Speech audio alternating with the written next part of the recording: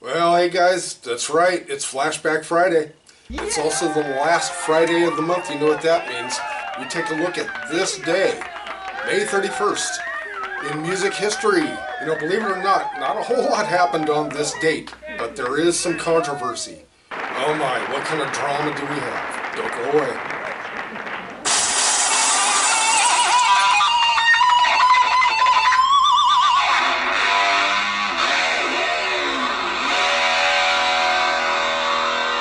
Well, hey there guys, welcome to Rock Hard Riffs. This is the guitar channel for the self-taught.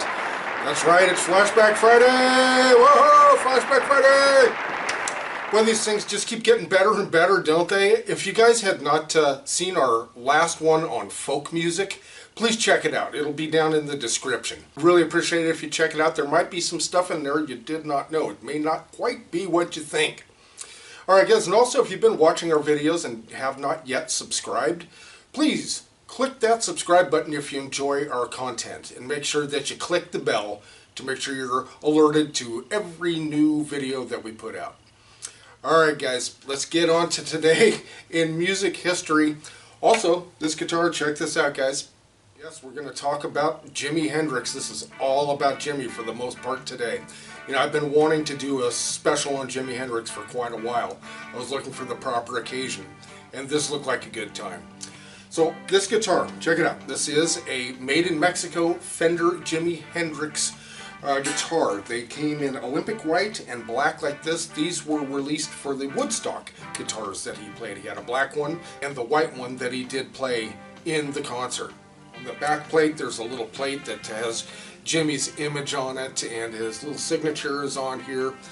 There are different things about the pickups and stuff. Again, look in the description. There's an overview of this guitar.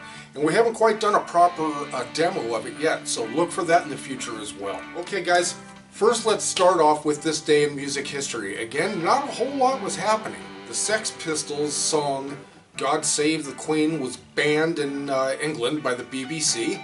That's one happening. The Who had entered the Guinness Book of World Records for the loudest concert at 120 decibels. They said they just stopped measuring from that point on. It probably only got louder. And you know, Pete Townsend is half deaf, so gee, I wonder why. It happened on this day in music history. Jimi Hendrix enlisted into the United States Army. He joined as a paratrooper in the 101st Airborne Division.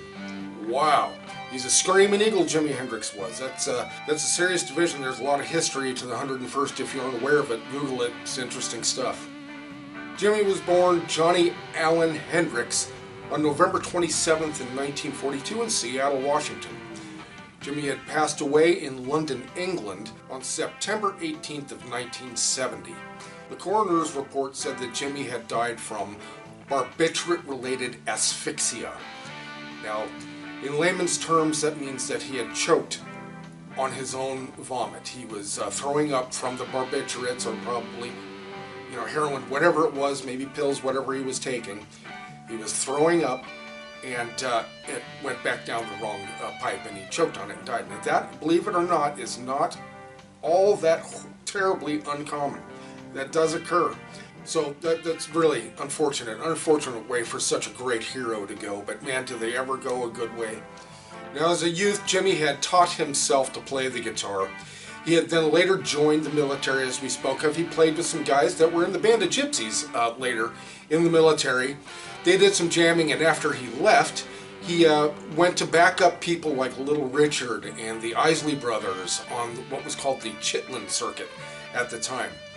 Then he started playing down in New York City and was discovered as, quote-unquote, by Linda Keith, who at the time was Keith Richards of the Rolling Stones' girlfriend. She kept telling Jimi, go to England, and so he did. And there he met Chaz Chandler, the bass player for the Animals, the band The Animals. Chaz became his manager, and away they went, away Jimi went. You know, one of his big performances was in front of the Beatles right after Sgt. Pepper was released. So that gives you a good frame of time when it was Jimi went there. That was 1967. And you know, the rest is history. Personally, I am a huge fan of Jimi Hendrix, and I'm going to tell you why in just a bit. Now let's talk about this hooey that's going on.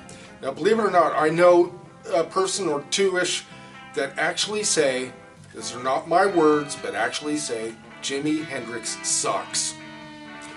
Whoa. Now, I would say to that, now wait a minute, you mean you just don't like his music, right? Because that's understandable. And these are people my age-ish area, right?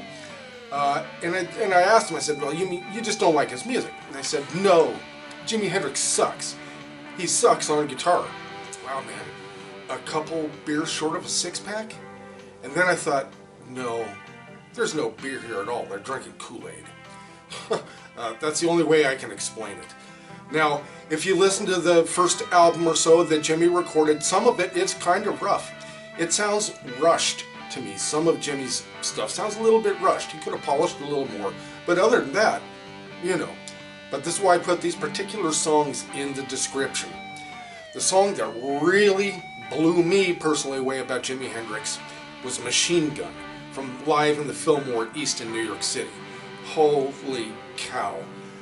That, when I listened to that song over and over and over and over, and very, very loud, of course, wow. I was floored. It's like, okay, I thought I got it before, now I get it. Now I get it. Now after that, I also put in the description the very tail end of Woodstock, where they have Jimmy playing some stuff. He's just completely improvising.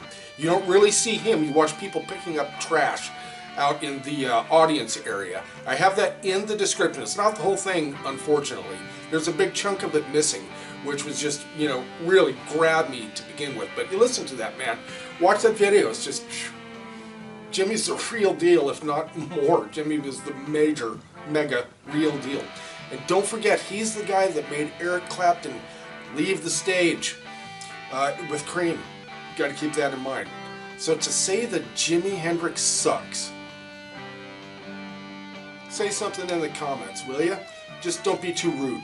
And to top it off, the last video I put in the description, I just put 3 of Jimmy in there. The third one is Live in Stockholm, The Wind Cries Mary. Ugh, that's my favorite. Next is like Red House, might be my second favorite. But Wind Cries Mary is my absolute favorite Jimi Hendrix song. In fact, we're going to work on that in the coming future, so watch for that. Also watch for an actual demo of this guitar coming soon as well. But man, Jimi Hendrix, what do you say? And what do you say to somebody that says Jimi Hendrix sucks? Alright guys, thank you so much for joining us here at Rock Hard Riffs. We really appreciate your viewing. Let us know you enjoy the Flashback Fridays. Let us know. Please comment. Please subscribe if you're new to the channel. Again, thank you for joining us, and we'll see you next Flashback Friday.